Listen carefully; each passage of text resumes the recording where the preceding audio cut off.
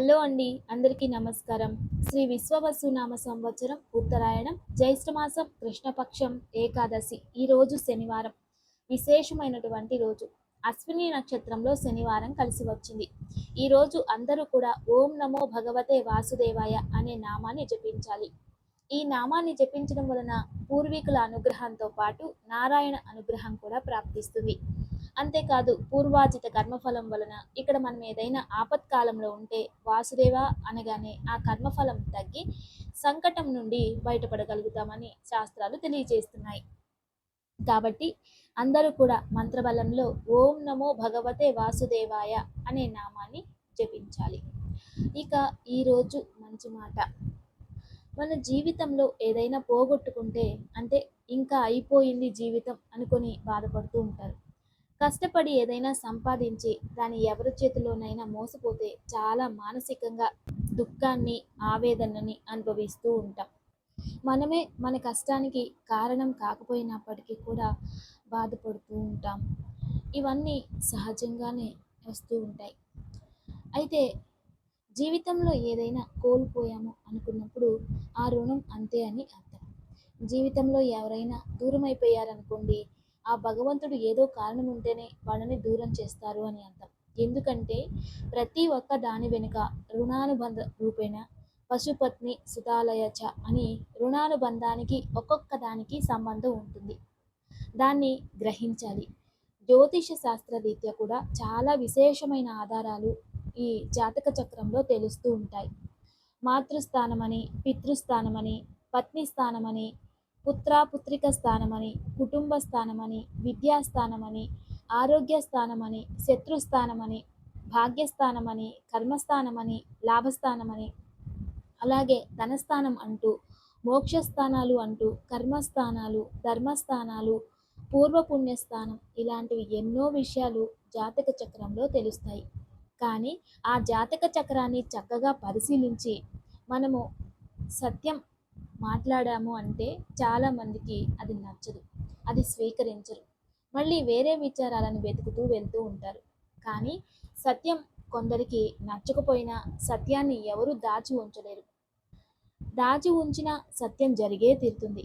అది అందరూ అర్థం చేసుకోవాలి. మన జీవితంలో మనల్ని ఎవరైనా మోసం చేస్తే మోసం చేసే గుణం వాళ్ళల్లో ఉంది కాబట్టి వాళ్ళు మోసం చేశారు. మోసపోయే గుణం మీలో ఉంది కాబట్టి మోసపోయారు మీరు. అంతేకాని మోసం చేసిన వాడు తలదించి బాధపడాలి. జీవితాంతం అరే నేను ఇలాంటి వాళ్ళకు మోసం చేశానే అనే వాళ్ళలో ఆ భీతి, ఆ బాధ ఉండాలి. కానీ మీరెందుకు బాధపడాలి? ఆలోచించండి. మోసం చేసిన వాడు కదా బాధపడాలి. మీరెందుకు బాధపడాలి? ఎప్పుడు కూడా మోసపోయిన వాడు ఆలోచించేది లేదు. ఆలోచించకూడదు. మళ్ళీ మీరు ప్రయత్నించవచ్చు. మళ్ళీ ఉన్నత స్థానానికి వెళ్ళొచ్చు. జీవితంలో ఎవరైనా మనల్ని మోసం చేసి దూరం అయిపోతే వాళ్ళు తలదించుకొని జీవితాంతం అలా తలుచుకుంటూ తిరగాలే కానీ మీరు తలెత్తుకుని తిరుగుతుంటారు. ఎందుకంటే ధర్మం ఓడిపోయినా గెలిచినట్టే, కానీ అధర్మం గెలిచినా ఓడిపోయినట్టే. దీన్ని అందరూ గుర్తుంచుకోవాలి. ప్రతి ఒక్కరూ కూడా ఒక మనిషి కుటుంబం కోసం చాలా కష్టపడతాడు. చాలా వ్యాపారాలు చేసి ఉంటాడు. చాలా డబ్బులు సంపాదించి ఉంటాడు. పిల్లలకు ఏం కావాలో అన్నీ అందిస్తాడు. ఏది తక్కువ లేకుండా చాలా జాగ్రత్తగా అందరినీ చూసుకుని డబ్బులని వ్యర్థం చేయకుండా చాలా జాగ్రత్తగా కాపాడుకుంటూ ఉంటాడు. అలా చేస్తూ చేస్తూ అతనికి వయసు దగ్గర అవుతూ ఉంటుంది. దాదాపు 65-70 సంవత్సరాల వరకు వస్తుంది. అప్పుడు అనారోగ్య సమస్య వచ్చి హాస్పిటల్కి వెళ్ళిపోయి వాళ్ళు ఇంకా కాసేపట్లో స్వర్గస్థులైపోతారు అనే సమయంలో యమభటులు వస్తారు. యమభటులు వచ్చి ఏమయ్యా నిన్ను తీసుకెళ్తున్నాం రా అంటే, అయ్యా స్వామి నేనేం అనుభవించలేదు, దయచేసి నాకు ఇంకా కొన్ని బాధ్యతలు ఉన్నాయి, నేను ఇంకా కొన్ని రోజులు బతకాలి, నన్ను వదిలేయని యమభటుల్ని ప్రార్థిస్తాడా? లేదు లేదు, వదలడానికి అవ్వదు, నువ్వు ఇప్పుడు రావాల్సిందే, నీకు అంత బాధగా ఉంటే నువ్వు ఒక నలుగురు స్నేహితుల దగ్గరికి వెళ్ళి అడుగు, నేను చనిపోతున్నాను మీరెవరైనా నన్ను కాపాడతారా, నా బదులు మీరు వెళ్తారా అని ఎవరినైనా అడుగు అంటారు. సరే స్వామి నాకు ఒక అవకాశం ఇచ్చారు కదా సరే అడుగుతాను అని చెప్పి అతను ముందుగా ఒక స్నేహితుని దగ్గరికి వెళ్తారు. అయ్యా నేను స్వర్గస్థులను అవుతున్నాను, దయచేసి నా నా బదులు మీరెళ్తారా?" అంటే, "లేదు లేదు నేనే ఎళ్తానా? నేనెందుకెళ్తాను? నా కుటుంబం ఉంది, బాధ్యతలున్నాయి. ఇంక నువ్వు నేను నేను వెళ్ళను" అనంటాడు. కాబట్టి అలా ఇంటి దగ్గరికి వచ్చి కాసేపు ఏడ్చి, బాధపడి "నేను వెళ్ళిపోతాను. నీకొక మంచి పూలహారం తెచ్చిస్తాను. మంచిగా నిన్ను సాగనంపుతానని" చెప్పి ఆ స్నేహితుడు దూరమైపోతాడు. తర్వాత ఇంకొక స్నేహితుడి దగ్గరికి వెళ్లి అడుగుతాడు. "నేను చనిపోతున్నాను. నా బదులు నువ్వు వెళ్తావా?" అంటే, "లేదు లేదు అదెలా కుదురుతుంది? నేనైతే రాను. నువ్వు ఉండే రోజుల్లో మమ్మల్ని బాగా చూసుకున్నావు కానీ మేము రాలేము. కావాలంటే నీకేమన్నా ఇస్తాం గానీ, ఈ పనైతే మేము చేయలేము. కుదరదు. నేను రాలేను" అని చెప్పేస్తారు. ఇంకొకరి దగ్గరికి వెళ్లి అడుగుతారు. "ఏమయ్యా వస్తావా నువ్వు?" అంటే, "లేదు లేదు నేను కూడా రాను. నువ్వు చనిపోతుంటే నేనెందుకు చనిపోవాలి? నేను రాను. కావాలంటే శ్మశానం వరకు వస్తాను. లేదంటే సమాధి వరకు వస్తాను. అంతకు మించి నేను రాలేను. నన్నొదిలేయి" అంటాడు. లాస్ట్‌కి ఇంకొక స్నేహితుడి దగ్గరికి వెళ్లి అడుగుతాడు. "నేను చనిపోతున్నాను కాసేపట్లో. నువ్వు నాతో వస్తావా?" అంటే, "నేను ఖచ్చితంగా నీతోనే వస్తాను. ఇప్పుడే కాదు జన్మాంతరం వరకు నీతోనే నేను ప్రయాణం చేస్తూ ఉంటాను" అని తెలియజేస్తారు. అప్పుడు సంతోషంగా వచ్చి అతను మళ్ళీ ఆ యమభటుల దగ్గర నన్ను తీసుకెళ్ళండి అంటారు. అప్పుడు, "అవును నువ్వు నాకు కాసేపు టైం కావాలని వెళ్ళావు కదా! ఎవరి దగ్గరికో వెళ్ళావు.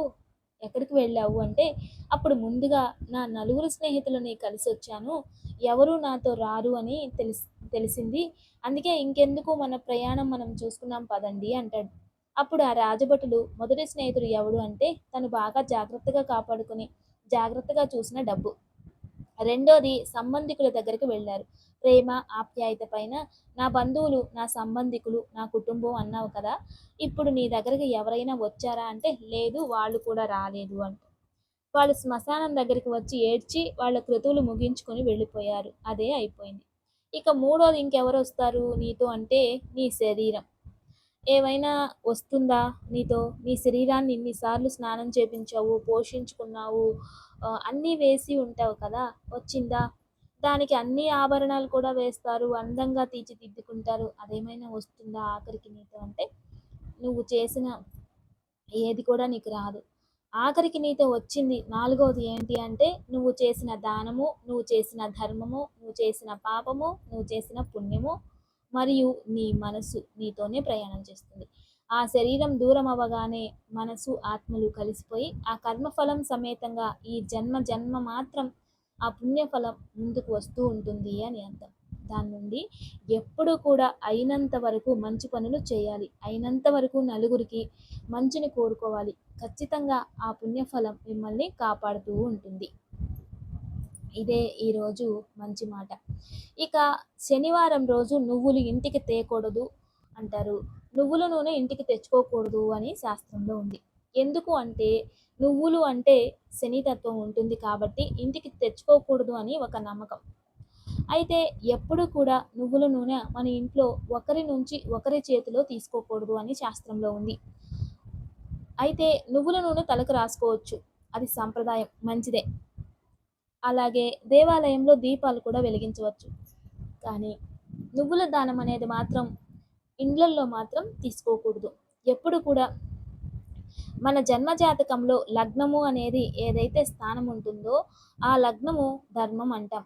నువ్వు సద్గుణవంతుడా లేదా దుర్గుణవంతుడా అని ఎప్పుడైనా ఎవరికైనా లగ్నంలోనే పాపగ్రహాలు అధికంగా ఉంటే పాప పనులు అధికంగా చేస్తారు.